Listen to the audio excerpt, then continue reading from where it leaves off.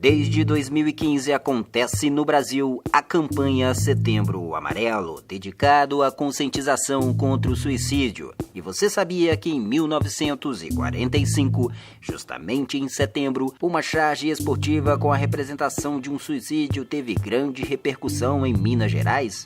E o mais curioso, a verdade sobre esta charge eu descobri somente agora, em setembro de 2021. Então, acompanhe essa história comigo e embarque neste mundo curioso.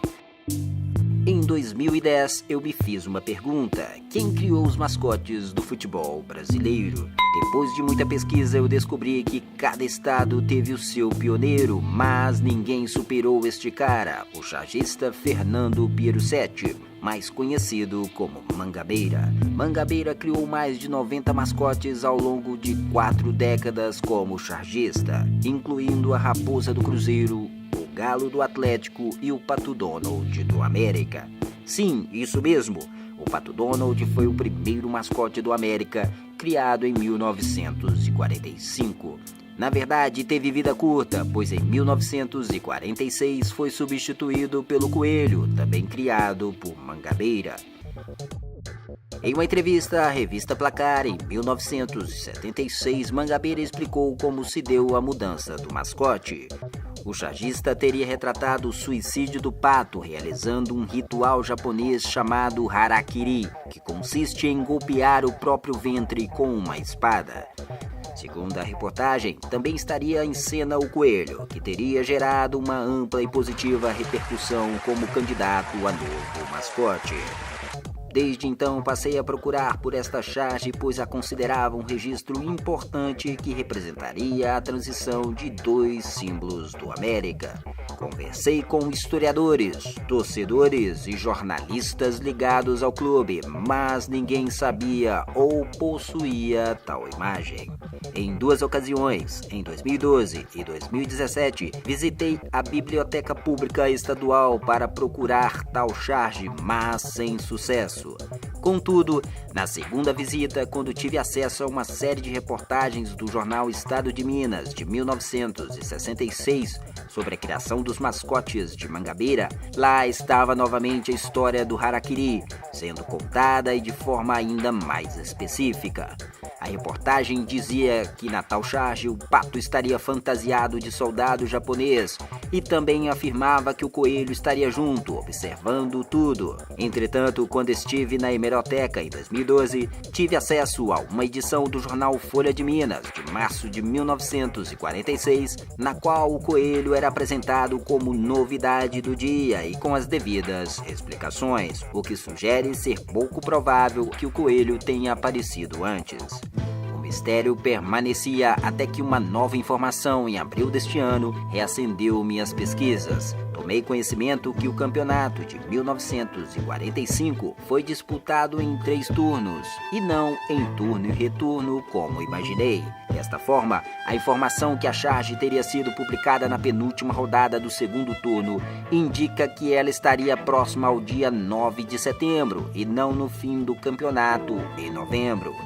Devido à pandemia, a biblioteca se fechou para visitas, mas obtive apoio da equipe da hemeroteca, que recentemente checou a minha pista e localizou a imagem exatamente no jornal seguinte ao jogo de 9 de setembro de 1945, no qual o América perdeu para o Vila Nova por 1-0. Como não havia publicações do Folha de Minas às segundas-feiras, pois domingo era folga dos funcionários do jornal, a charge do harakiri foi publicada na terça-feira, dia 11 de setembro de 1945. E vejam só, ela não contém o coelho e sim o leão do Vila Nova, que foi o adversário do América naquele jogo. Além disso, o pato não está vestido como um soldado japonês. E ainda, a cena exibe o momento antes do golpe fatal do harakiri, ou seja, não registraria se de fato o suicídio se consumou.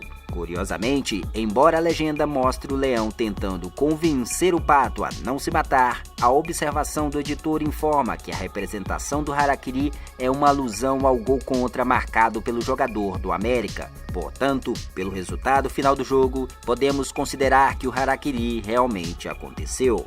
Mas se a data de publicação da charge bate com a data informada na reportagem de 66, por que existem tantos elementos divergentes?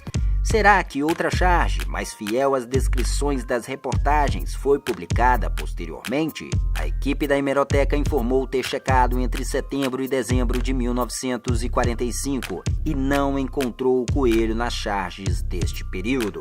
Além disso, a data de publicação e o anúncio sobre as novidades do dia que mencionei sugerem que o coelho não apareceu anteriormente. Será que então jornalistas do estado de Minas e Placar erraram na elaboração da matéria? Penso ser pouco provável, já que ambos entrevistaram diretamente Mangabeira. Será então que Mangabeira foi traído por falsas memórias?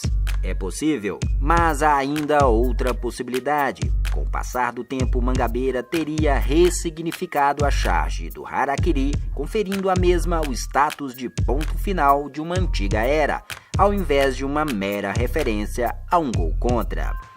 E aí, qual a sua opinião sobre esta charge? Interaja nos comentários, deixe seu like e compartilhe este vídeo.